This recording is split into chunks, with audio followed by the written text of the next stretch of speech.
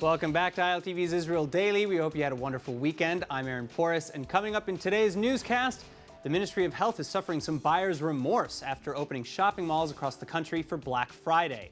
Meanwhile, Israeli embassies are on high alert worldwide following the assassination of an Iranian nuclear scientist that Tehran is blaming on Jerusalem. And finally, the battle of the century now over. Israeli illusionist Uri Geller dropping his 20-year legal dispute with Nintendo.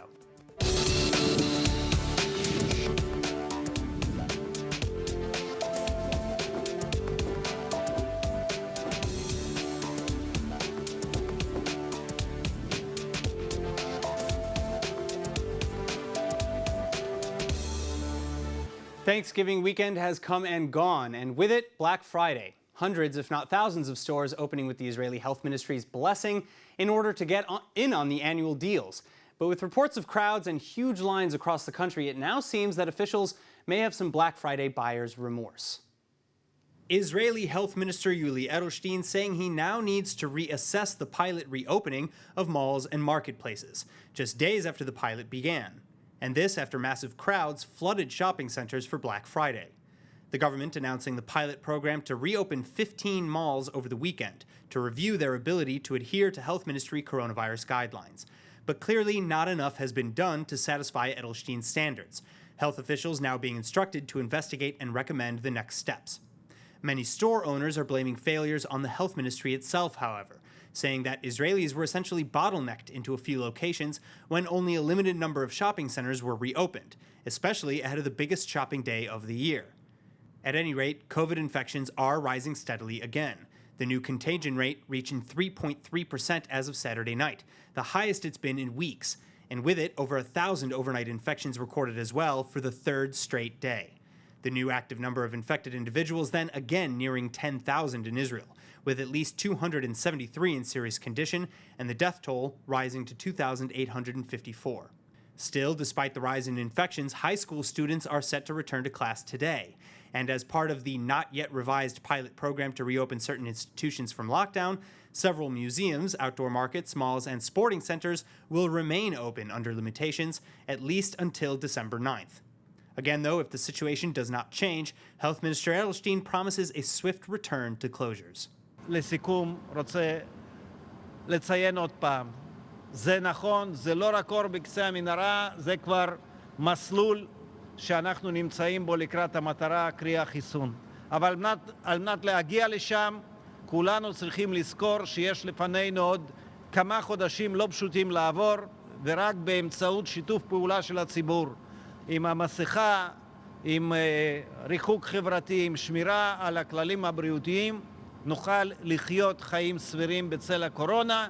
Joining me now with more on Israel's ongoing and evolving coronavirus response is Professor Profadav Davidovic from the Department of Health Systems Management at Ben-Gurion University in the Negev. Thank you so much for being with us. Now, right now we've heard Health Minister Edelstein blaming the public for the recent rises in infection, while members of the public conversely are throwing the blame right back at the government ministries for reopening in only a few locations, thus bottlenecking most of Israel's citizenry. Who do you think is right? I think, unfortunately, you need two for tango. So probably both the government, I will explain in a moment, and also the public are together responsible. I think that opening the malls during just the Black Friday probably wasn't a good idea, especially after such long time. It was decided as a pilot, and unfortunately, if the pilot was for defining if it's a success, this was definitely not a success. I think that public health demands that we going to have also opening the economy. I was not about my idea in what I presented in the expert committee of Professor Nachman Ash was that we can maybe hold the opening of the malls, because I thought that opening schools was more important. We are in a very sensitive time where the infectivity rates are going up, and we truly want to avoid the third lockdown. But after opening, I think that giving just this opportunity on Black Friday wasn't definitely a good idea. All right. Well, as you mentioned, you said it takes two to tango. That both the health ministry and the public, have some of the blame, share the blame in this case with the rising infections. In what way and to what extent were the regulations maybe broken? Because Edelstein is acting as if this was a surprise, but small spikes in infections, first of all, are expected, on the road to recovery. But also, as you said, they had to have known that opening ahead of Black Friday would have caused a spike. I think that throughout this whole pandemic, many times we see that we need to be very careful in planning. I was one of the experts that together with others suggested the traffic light system. The traffic light system is much more about giving the local municipalities much more autonomy.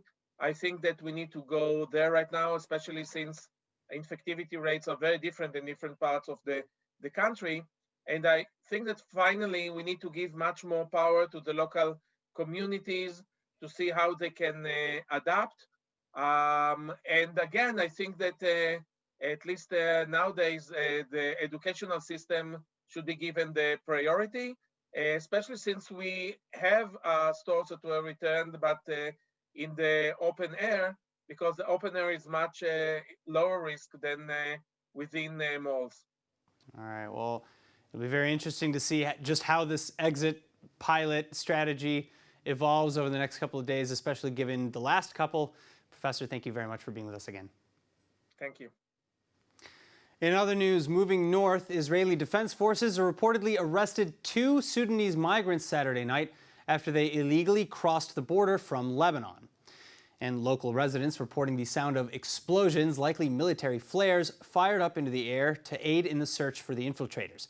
But after intercepting the pair just south of the border area, the Sudanese migrants were interrogated on the spot, and the IDF has concluded that they had no connection to terror groups in the region, like Iranian proxy Hezbollah. Instead, they likely crossed into Israel seeking work, like dozens of other Sudanese migrants over the past few months who've been trying to escape Lebanon's growing economic crisis. Now, our top story tonight, the Middle East on high alert following the assassination of an Iranian nuclear scientist. Israeli embassies around the world are double-checking their locks today, as Iranian officials are promising retaliation for the killing of a nuclear scientist near Tehran, an incident which the Ayatollah regime is blaming on Israel. همه اتاقهای فکر و همه دشمنان ایران به خوبی بدونند ملت ایران و مسئولین کشور شجاعتر از آن هستند که و غیورتر از آن هستند که این اقدام جنایتکارانه را بی پاسخ بگذارند. به موقع مناسب مسئولین مربوطه پاسخ این جنایت رو خواهند داد. Mohsen Fakhrizadeh, long known to the international community as Iran's top nuclear weapons and defense scientist, was killed on Friday when his car was gunned down by an unknown group. But for years, the scientist has led a life so secret and government protected that even his age had been classified. That's why many, even outside the government, believe that the West and Israel must be responsible. Israelis, they have the capacity and expertise in this. They have done it before. They have assassinated, with the help of the United States, some other Iranian scientists. And they have the motivation. They can gain from this assassination. Well, as for Israel, government officials are, of course, mostly declining to comment. Cabinet Minister and Prime Minister Netanyahu's confidant, Tzachi Hanegbi, even saying that I have no clue who did it, and it's not that my lips are sealed, I really have no clue. But at the same time, Israel has closely been monitoring Fakhrizadeh for years, with unnamed intelligence officials allegedly confirming that his assassination was the pinnacle of Israel's long-term plans against Iran's nuclear weapons development. And another anonymous official, meanwhile, is telling the New York Times that the world should, in fact, thank Israel for the operation. So who is most likely behind this unprecedented operation, and what will happen next?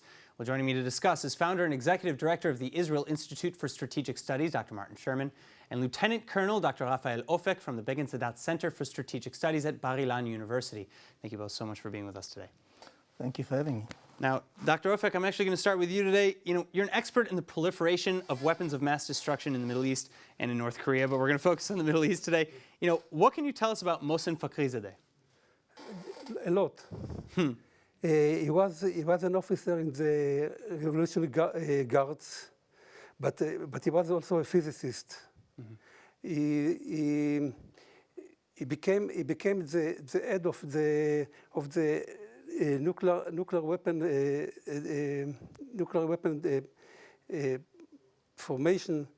It was in 1998 because he had to replace somebody else, and then later he became the head of the Ahmad program, and which was the program for weaponization of nuclear weaponization. Well, so what does his loss mean to the Iranian nuclear program? Because Iran is saying that we have loads of scientists, we can just replace him. The question is not only about the scientists, but about the managers. He was a very, very good manager. He was very prominent in the Iranian security system as the head of Ahmad program. Can I just, please? It's easy to be skeptical about assassinations because you can look at the assassination of Nasrallah's predecessor, and everyone thought that would basically disable the organization, but it didn't. On the other hand, if you look at the Israeli assassination campaign against the German scientists in Egypt, there a combined program of assassinations, abductions, and threats given against their families caused the Germans to abandon the program. So it depends, but I do not think that, however important one person is, I'm not sure that it can generate a long-term effect unless it's part of a systematic campaign to deter any particular program. If other scientists know that they're in Israeli sites, what are they going to do? And if you know that... Well, so do you think that that's the case now? Do you think that this threat was enough to deter any future Iranian scientists? I don't know. I don't know if it was enough. As I say, I'm not sure that a single assault is enough. You need an ongoing one where no one knows they're safe, where they have to commit large amounts of resources to security of personnel. Well, so Dr. Ofek, back to you. What is Iran's military nuclear capability today? The nuclear capability today is concentrated mainly in production of fissile materials of uranium, enriched uranium, and they are developing very, very advanced centrifuges in order to increase the rate of production. By the way, about Mohsen Fakhrizadeh. I would like to note that he was asked. The Iranians were asked by the IAEA, the International Atomic Energy Agency, to interview him before the 2015 agreement, but the Iranian refused because he was so important. They've been keeping him hidden for a long, long time, which actually brings me to my next point, because a lot of people are saying that this assassination, this killing, was unprecedented in that whoever was responsible was able to get around Iran's top guards who were surrounding Fakhrizadeh. So that brings me, back to you, Martin. Who did this? Is this Israel? Is this the United States? I can say with a certain amount of confidence that it wasn't Portugal. Well, I mean, so okay. All eyes are on Israel and the United States. Is that the most likely? The main suspects are either Israel or the United States or a joint operation, and I think the last few years have shown that Iran is pretty transparent to Israeli intelligence. We've seen this with the lifting of the archives, the nuclear archives. We've seen that with certain other lethal attacks within Iran, and We saw it with Qasem Soleimani, although that was an American operation. But I wouldn't be surprised if it wasn't aided by Israel as well. Is this likely to undermine any future negotiations between Iran and the United States under a Biden presidency? Well, I heard that Brennan, the former CIA director, said this is a crime and it's going to destabilize the region. Well, let me say two things. Coming from Brennan, that's pretty rich, because he was the guy who was the architect of the drone strikes in the Obama administration, which obviously killed many, even American citizens, by the way, were killed by the drone strikes. But I think that the important thing is not so much the legality, but the morality. And intelligence services are always outside the law when they're on foreign soil. They abduct, they assassinate, they steal information, etc., etc. So the question is, was it not legal but moral? And I don't think we've got time to go into it, but I certainly think that the morality here is beyond question. All right, final comment? I would like to note that about who did it.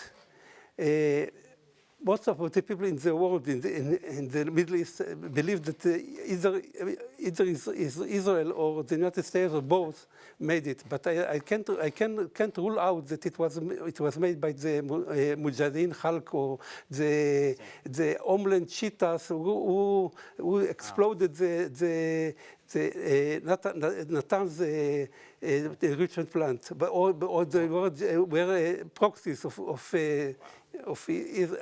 we don't know. All right, well, we're going to have to see how this plays out. I think everybody's on pins and needles with this. Dr. Ofek, Dr. Sherman, thank you both so much.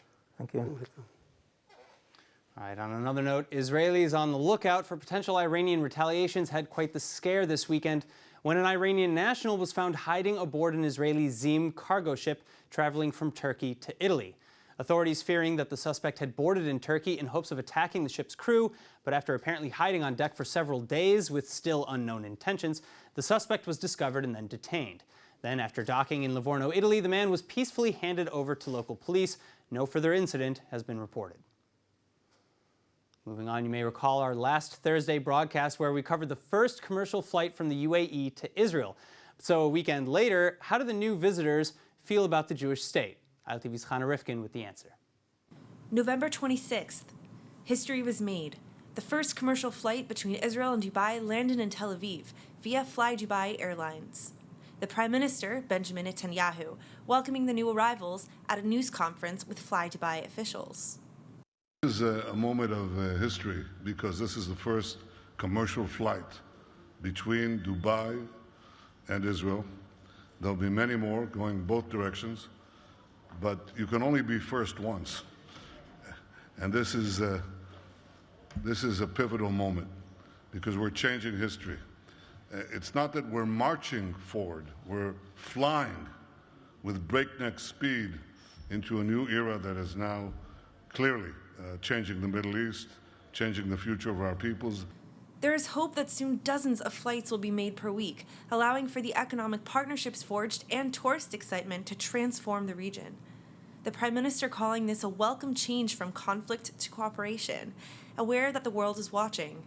Netanyahu also noting that the enthusiasm from the people and not just the government make it all the more wonderful and promising. There's a lot for us to do here. I wanted to relax, go to the Dead Sea, but I barely have time for that. So they're keeping me busy. And I will be visiting this country probably once every month or maybe twice every month and a half. So we'll see. Whenever I get a chance, I'll be here at least every 3-4 weeks. We are very excited to be in Tel Aviv as a first, trip or first flight. And I think we will be doing it on a regular basis. I hope so. And let's see what adventure we see here in the country. Yeah? Chana Rifkin, ILTV.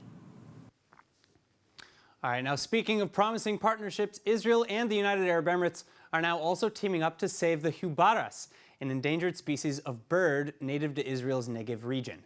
But talk about making a region a better place. Abu Dhabi's International Hubara Conservation Fund, now working in cooperation with Israel's Nature and Parks Authority and the Nature and Heritage Foundation to save the species from extinction. Currently, there is a small but consistent population of about 400 Hubaras in Israel's Arava Desert that struggle to fight off threats such as hunters and the steady urbanization of their desert habitat. Now to our final story tonight. Pokemon fans rejoice. The decades-long legal feud between Israeli illusionist Uri Geller and Nintendo is over. Geller announcing that he's dropping his dispute over the Pokemon Kadabra and is allowing Nintendo to both reintroduce the character's trading cards into circulation and sale elsewhere in video games, etc. But here to explain just why this is such a major deal, we have contributing writer and editor at JPost, Aaron Reich. Aaron, thank you so much for being with us. Now, Aaron, first of all, let's set the stage. What was this dispute exactly about? Thanks for having me. So Uri Geller, he obviously saw the name of Kadabra in Japanese, which is Uri Geller, and that bears a striking similarity to his own name. And this is almost certainly intentional. After all the other Pokemon in this evolutionary line are also named after real-life musicians. As you can see here, Kadabra also has shown holding a spoon, which is seen to be a reference to it's very Geller-esque. Spoon trick. Yeah. But the controversy really started when Geller noticed the star and the squiggly lines on its chest, because that, to him, bared similarities to the Nazi SS. Is there any sort of because of that, validity to that claim from Nintendo's side? Almost certainly not. The star and the squiggly lines are a reference to Zener cards, which were a sort of a test for ESP developed in the 1930s by Karl Zener. I see. There is nothing remotely related to the Nazis or the Holocaust in its design. All right. However, when he complained and sued, Nintendo respected his wishes, and the trading cards were pulled from circulation. I see. All right. Well, now Geller is claiming that he received innumerable amounts of emails over the years from players begging him to drop the lawsuit and allow Pokemon to add a Kadabra card. Do you think that that's like a loud minority just blowing up his DMs, or is that real? Is there really a large amount of Pokemon players or fans out there who have been waiting for this? Well, I can't speak for Mr. Geller's inbox personally, but there has certainly always been some people who have wanted Kadabra in the trading card game. The Kadabra has been in the Pokemon franchise since the very beginning. The whole evolutionary line is very iconic, so its absence from the game has been very noticeable. Wow. All right. Because of that, it's unsurprising there are plenty of people who want it back. Absolutely. Well, and Geller, of course, when he apologized in his tweet and then dropped the suit, announced dropping the suit, he also made mention that this is probably going to be a very rare card now. You know, how do you react to that? You know, how valuable do you think that this new card might be? Well, it remains to be seen exactly how valuable it is since the card has yet to be released. There are still currently some old Kadabra cards from back when it was still in circulation that are floating around the market. I've seen some that go on sale for around $400, some that go even towards the $2,000 range, but it's still far from being the most expensive card out there. How it would be once it is re-released, if it is even re-released at all, remains to be seen. All right, well, I think that we have a lot to look forward to then as far as Pokemon is concerned. Aaron, thank you so much for being with us. No problem. Glad to have you. And now let's take a look at the weather forecast. Tonight should be clear to partly cloudy, but cool, with lows dropping to an average of 52 degrees Fahrenheit or 11 degrees Celsius. Then tomorrow you can expect more of the same, with highs likewise falling to about 71 Fahrenheit or 21 degrees Celsius. And now before we go, of course, let's take a look at what's going viral in Israel.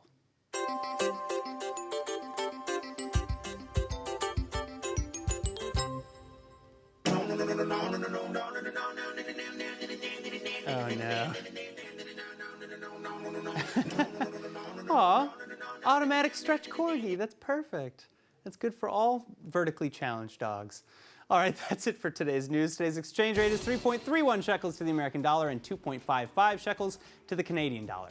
For more news from ILTV, please like ILTV on Facebook, follow us on Instagram, and subscribe to our YouTube and Roku TV pages. I'm Aaron Porras. Thank you so much for watching.